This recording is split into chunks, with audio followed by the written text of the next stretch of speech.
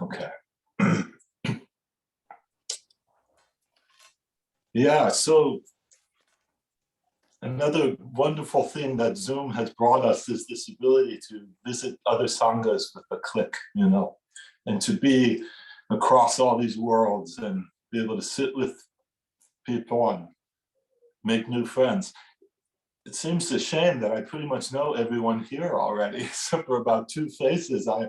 I've met you all in different centers and different walks and on different coasts even. So it's really, really fantastic to be here. There's a really lovely little funny thing with signing and bringing kind of sign language into the Dharma, or bringing Dharma into sign language.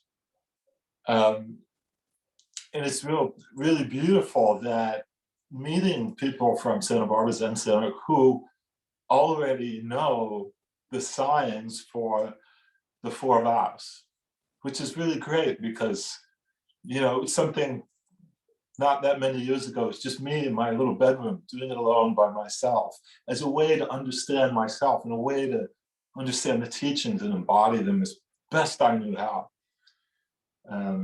I was encouraged by my then teacher to, well, how do you chant when you're by yourself? I said, well, I sign it. I sign it. Well, what does that look like? And so I just naturally started signing it in the Zendo when I was with others.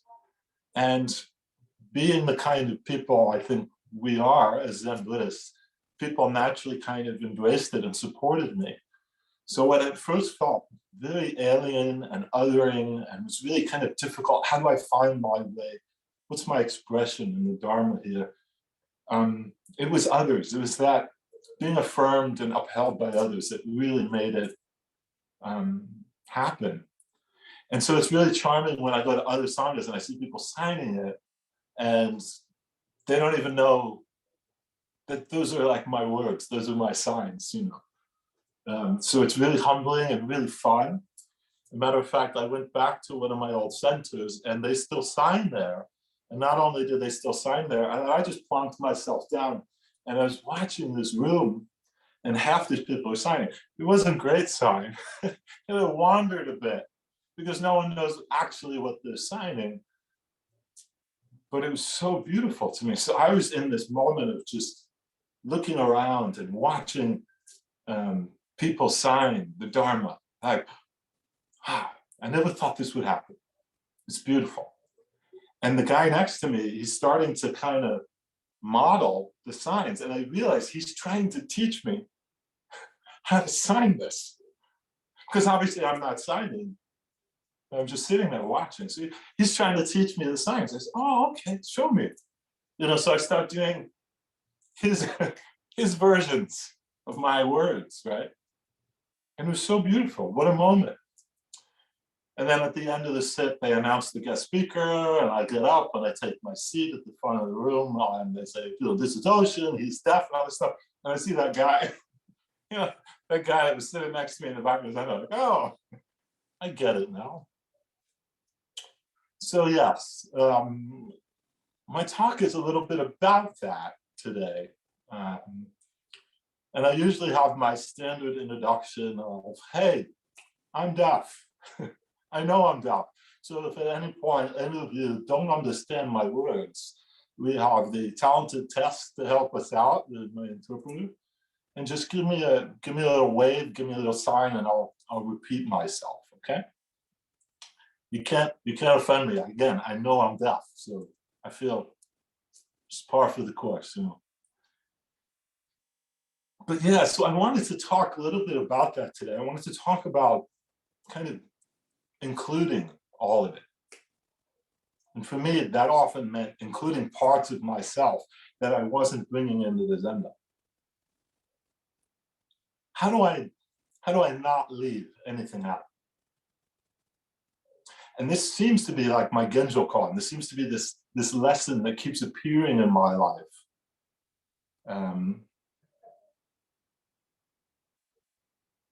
It's like Pema children would say, maybe it keeps coming back because it still has something to teach you, So I'm trying to keep that really near and intimate and kind of keep working with that. So I wanted to talk a little bit about this saving sentient beings, all these numberless beings. I want to talk a little bit about that today. And talk a little bit maybe about emptiness too. So I want to read you a case. I want to read a koan. It's actually case number 2 from the Blue Cliff record. When Joshu spoke to the assembly and said, the real way, it's not difficult. It only abhors choice and attachment. But with a single word, there may arise choice and attachment, or there may arise clarity. This old monastic does not have that clarity. Do you appreciate the meaning of this or not? Then a monk asks, if you do not have clarity, what do you appreciate? And Joshu replied, I don't know that either. Then the monk asked, if you do not know, how can you say you do not have clarity? Joshu replied, asking the question is good enough. Now make your bows and retire.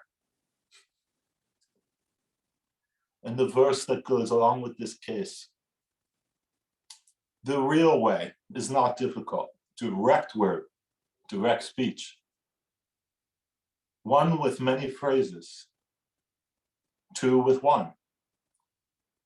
Far away in the heavens, the sun rises, the moon sets. Beyond the hills, the high mountains, the cold waters. The skull has no consciousness, no delight. The dead tree sings in the wind, not yet rotten. Difficult, difficult. Attachment and clarity, watch and penetrate the secret. So yeah, this is one of those cases for me that every time I encounter it, I feel like I get a little something more from it. The real way is not difficult. It only abhors choice and attachment. So some of us already are familiar with this phrase because they aren't Joshu's words exactly. He's calling out a manuscript that is often translated as the poetical manuscript of the belief in the mind, or the seal of faith in the heart, by the third patriarch. And that line is, the ultimate path is without difficulty. Just avoid picking and choosing. Most of us know that one. Just avoid picking and choosing. He goes on to say, just don't love or hate. You'll be lucid and clear. I'm going to say it's that easy. There's just put a little line and the Dharma talk right there. It's just that easy, right? Just avoid picking and choosing. Just don't get stuck anywhere. From now on, you'll be all right. Here we are. So today for me is really interesting. I moved yesterday. I arrived in my new house about 9:30, 10 o'clock last night. Slept in this beautiful but barren room, and laid out my mat, got some sleep, and I woke up to this space that I hadn't seen like this in this light before. And no curtains, so certainly got the light coming in this morning. And it was such a contrast for me because yesterday, driving my moving truck, I had the smallest moving truck you ever did see. It's like the Zen monk sized moving truck. It's like, this is all you need, let's go. And I was towing my little hatchback behind the moving truck, which complicates things. It adds a layer of spiciness for sure for the drive. So I left in a storm system from Philadelphia and moved down to Virginia, where I'm at now, and paradoxically went from one storm system to another. So while both places experienced lovely weather, I experienced only intense weather the entire time. So I'm crossing these little bridges in Maryland that go over these bays and far spans. This little box truck that is just getting rocked by the wind. And And it was so intense. It's just so intense. The body picks up all this tension, and you just white knuckle ride, just hanging on, just trying to make this ride. And I'm taking stock. I'm thinking about my life. You can't help it when you put everything you own into a box. What even is? Why do I? Okay. And you get everything into a box, and you put it all in one spot, and you chuck yourself into oblivion like that. It makes you think. Makes you think about life. It makes you think about your history. It makes you think about, what am I doing? What am I doing here? Where am I sticking? And so this is a difficult practice for me in my body, because as mentioned in the little intro, I have multiple disabilities. I have a musculoskeletal issue, and I have an autoimmune issue, and they create very different symptoms in my body. So the one condition likes to be fatigued to reset. Feels good to do things and get my body kind of tired, and some of those pains will go away. The other disease doesn't want to move, doesn't want to interact, doesn't want to bump into anything, doesn't want to sleep on the ground, doesn't want to do anything like this. And so they kind of cancel each other out, but most of the time they actually make things a lot more complicated. So yesterday is really kind of threading the needle. I have to move, I have to do these things, I have to get my life together. All those stories that are coming up, and you're trying to get this thing done in a storm.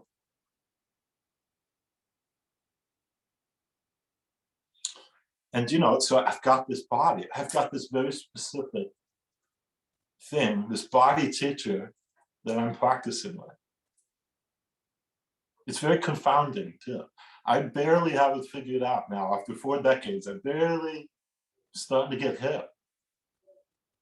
It's very complicated. My doctor loves it. I'm like his favorite case study. It's just, nobody's had these two diseases at the same time. This is hilarious.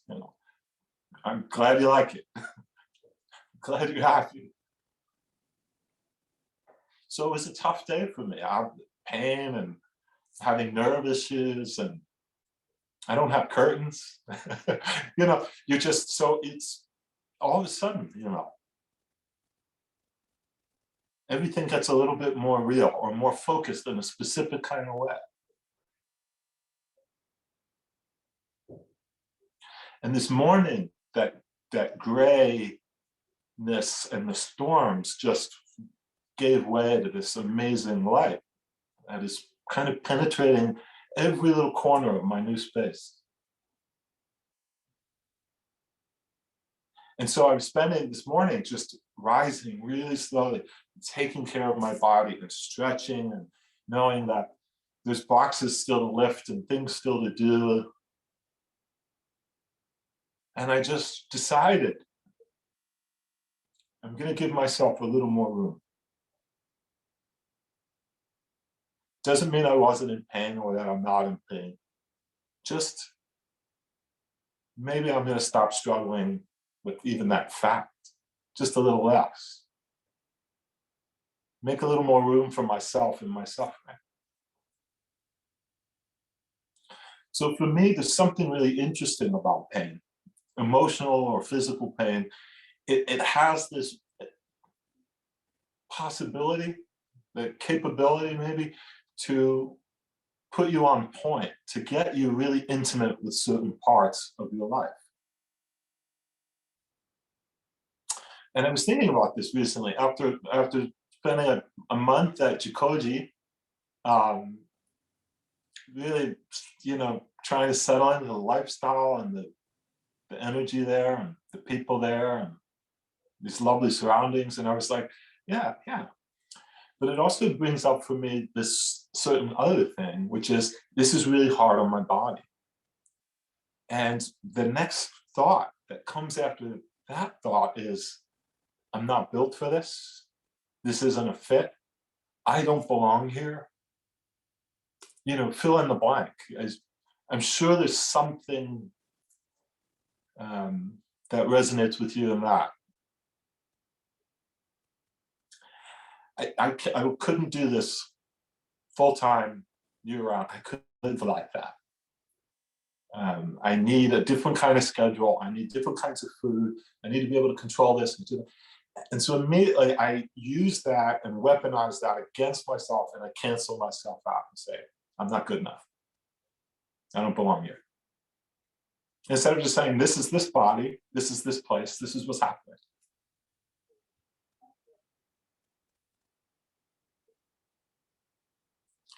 And something really kind of funny happened.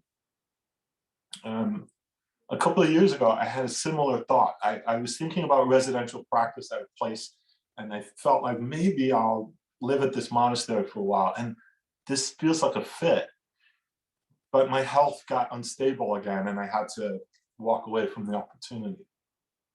And I was really sore about it because my body was keeping me from doing the thing I wanted to do. You can see already, I know I've practiced with some of you for some years, and so I know there's some maturity here, dare I say it. But you know what happens when you separate like that. From others, from yourself, you know what happens. So I was having this moment of saying, what is actually happening? What's real right now? Not my story, not my story about my story, but what's really happening. What's really happening is I need to get back down on the floor, and I need to do my 20 to 30 minutes of stretching and care for my body. Then I need to eat at this time so that I can take that pill. And it needs to be this many hours before the next pill. So I need to make sure I eat by this time. So then this can happen, then that can happen, and this can happen. This pill needs food with it. That one needs to be right before sleep. This needs to, and everything gets like this. And so what happens is you end up having this moment of clarity, looking down at your pill case going, there's the monastery. There it is. There's the Han. There's the bell. That's the next meal, and the next, and the next. And then you go to bed, you go back to the beginning. 1, 2, 3, 4. And make my way to my days like that. That's my container. This is my container. This is my practice. This is what I'm doing. Just like I don't know about signing this in front of other people. I want to blend in. I don't want to take away from any.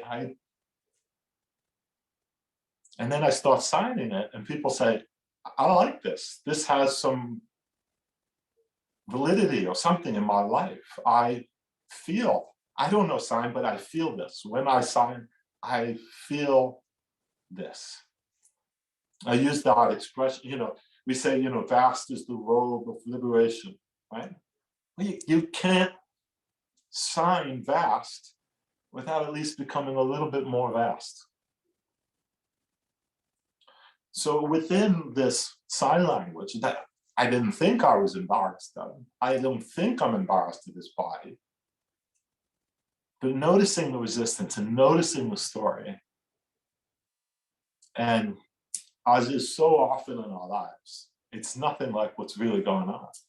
Because then all of a sudden people are signing with me, and wow. Oh, there we go. And wow, and there it is. There's my life, all unfolding, all happening for me right now. And other people are getting some benefit from this. Wow, that's not what I thought at all. So then it becomes, can I accept that?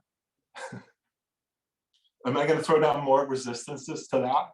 Can I figure out a way to weaponize that back then? You're so stupid. You should have known that. It's like, okay. It's a little more room.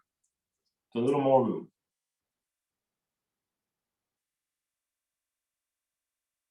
So yeah, that room comes from, maybe we call that emptiness. Maybe that's what we say that room is. We understand emptiness to be empty of what? Empty of separation. We understand we're all interconnected. So Our suffering comes when we start pretending like we're not all connected, or connected to parts of myself, my whole being. So I think that's kind of what it means in this case too. When we start thinking we're separate from others, that's usually when we are causing the most suffering to ourselves and others. I'm looking at my cup of tea and I just think, that's whole, perfect, and complete too. It's full of its own tea-ness and its own relationship to me and others. And the more I sit there and I look at it, I think I can understand the essence of it. I can see the tea-ness being expressed. Because as we look at it, it's just a cup of tea. But we also understand that it's also, it's clouds, it's sky, it's everything else, and it's completely present. Because we know without rain, and without sunshine, without insects, without the farmer, I don't have this tea. And that's a very surface level understanding of interdependence. So we understand cloud and sky and tea become interdependent. And when you take a sip, you realize, yeah, I'm taking in the field. I'm taking in the soil. I'm taking in the whole earth, the sun. I get to drink the sky. It's a cup of cosmos. It's a cup of the universe. From that farmer down to that little worm and everything else in the soil. But there's another level. The farmer picked the tea, right? So this cup depends on him, but he wouldn't or she wouldn't be able to farm without their breakfast, without their supports, without their life, without all their karma and all their experience and everything they bring to bear in farming. The farmer's family, all of it, it's in this cup.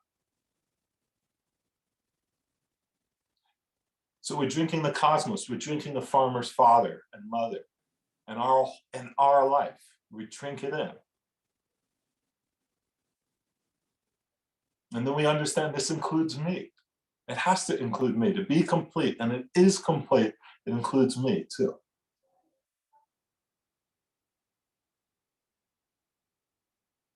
And when I experience that tea, it includes my perception and my senses and the skandhas and all the aggregates and everything. It's there too. And you're perceiving it too now. So I get to drink your mind, and you get to drink my mind with every sip. It's the cup, it's the sky, it's the cosmos, it's the farmer, it's the worm, it's my deafness, it's a box truck blowing around on the bridge. It's there. All of it there all the time. So we start to understand that this emptiness is really quite full. And all it's empty of is this illusion. All it is empty of independence. So when we can really practice this way and we can really see the tea for what it is, or the Zoom, or Virginia, or Jikoji, or Santa Barbara, all of a sudden for me, a lot more space comes in. I all of a sudden have a lot more space for me, all of me. And I want that. This is what I'm aiming at. I want to be a space for myself. I want to be a space for all beings. I want to be a space that welcomes all of my experiences. I want to become that space. And the more that I've practiced this, the more that I've found it's profoundly healing. To see it, to know it, to bring it into my bones in this well. it's difficult to talk about, but it's really deeply transformative for me. And that's why we say you must experience it for yourself. Then you just take a sip and say, that was the tea. That's the whole teaching as well. And we all kind of scratch our heads and think, what did he mean by that? So I ruin it by talking and signing all about it and giving away the game as much as possible.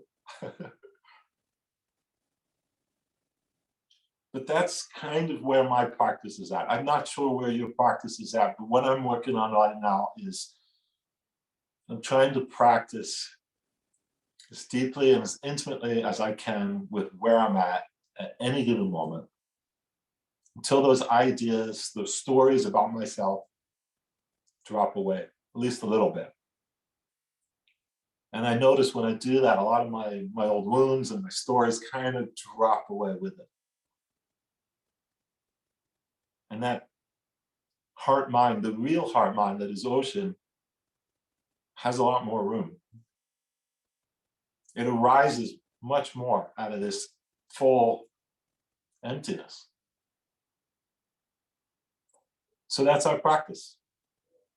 How can we see it? How can we see it more clearly? How can we respond to what's happening in front of us right now? Not our story about it, not what we hoped would happen, but right now, what's happening? How can we wake up to that?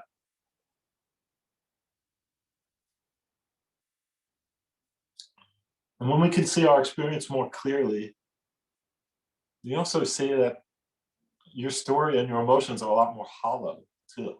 They're real as anything else is real, inside here or outside here.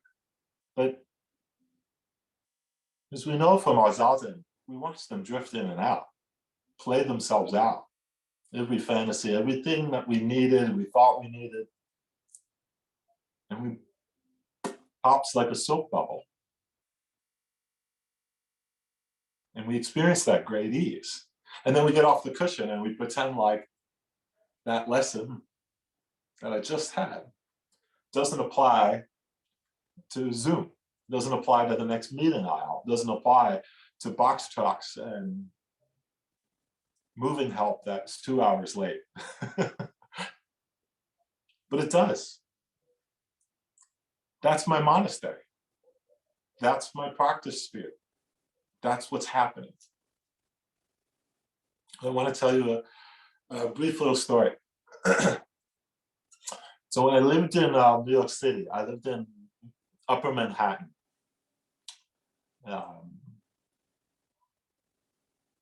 And one day I was leaving the Zendo really late, and it was during a heat wave. And when there's a heat wave in New York City, there's quite often power outages. It's just a fact. There's a lot of knowing nods going on. So, and with power outages, there would be problems with the subway system with these power outages. So quite often, I'd find myself on the only train that's headed uptown, late at night, packed, hot, sweaty. And we're all crammed in there, all of humanity. It's New York City, that's the teacup. That's what's happening. We're all here. And, I'm wearing samurai, I'm wearing like kind of monk civvies or whatever you call it, and I'm hanging on. I got my little backpack. I'm coming home from the Zeno. It's way late. I waited 45 minutes from a train, and I'm barely. And I'm watching, not too far away from me, like a young couple. And a guy points to the gal that she's got a little worm. I was writing this talk and I was thinking about the worm in the tea and the teacup. And she's got this little worm climbing up her coat, this little inchworm. And it made its way, and he notices it. You've got a worm. Screaming and get it off me, get it off me. And and so now it's got the attention of a few of us that are crammed around this person. So the guy picks this worm up and just kind of gets it onto the wall of the subway car, and the thing just, you know, keeps doing what worms do.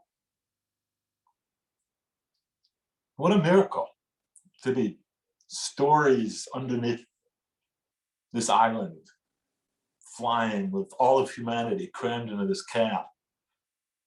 And this worm is inside a worm going 45 miles an hour. You know, and I just thought, this is my life. This is happening. And then I immediately think, well, what's going to happen to the worm? You know? And sure enough, I think that, and at the next stop, the couple gets off and leaves. And this worm is, and the whole subway, our eyes are just kind of watching this thing make its way, trapped in this can with us. You know, and you think, man, somebody's got to do something about that. You know, look at that, that over there. Man. Saving all sentient beings or something or other. Yeah, I think that counts.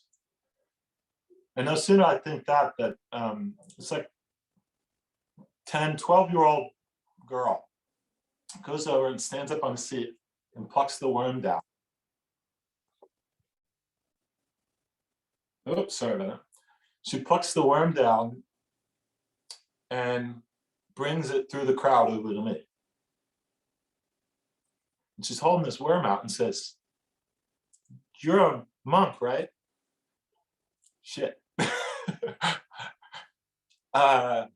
Yeah, sort of. Okay, yeah.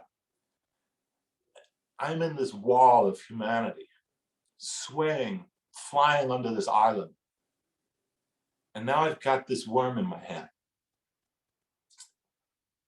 And I'm needing to kind of do this hand over hand thing while this worm is starting to like really shift it. You know, he's really moving. And I think, oh, hell, I can't hold on anymore. I don't know how to do this. And I'm doing this, and I'm doing this, and I'm doing. And I thought, well, yeah, saving all beings. Yeah, I took those vows. I'm going to try and do this. It's not about my abstraction. It's not about my story. There's a literal being in my palm that needs this. And I'm trying this. And it's not easy. And it's just one worm. And it's not easy. And as soon as I'm thinking, I don't know how I'm going to get this done, I've got about 140 blocks north to go still, got half a dozen express train stops to get through, that I feel somebody grab my backpack. And somebody else put their hand on my shoulder. And now I don't need to hold on.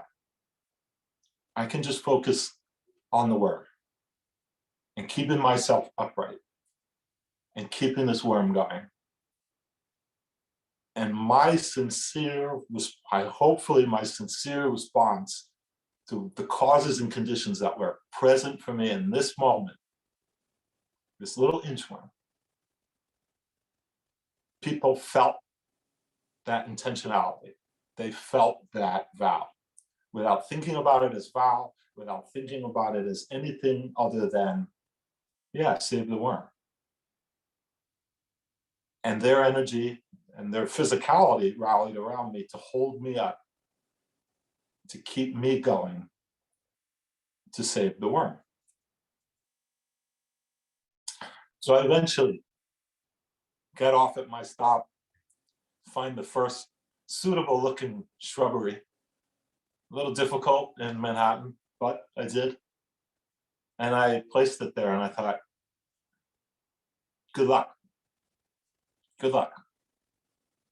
And I went home. So how? You know, how do we make space? How do we get ahead of our stories? How do we get around ourselves and get out of our own way and show up fully in our lives, show up fully to serve, to save all sentient beings? How do we do that? How do we become, as I said, a space for ourselves, become a space for all beings, become a space that welcomes all experiences? We become space, we trust, we take that next step. Just like that worm. It's just a matter of inch by inch, just inch by inch. That's how we practice. Moving forward like this.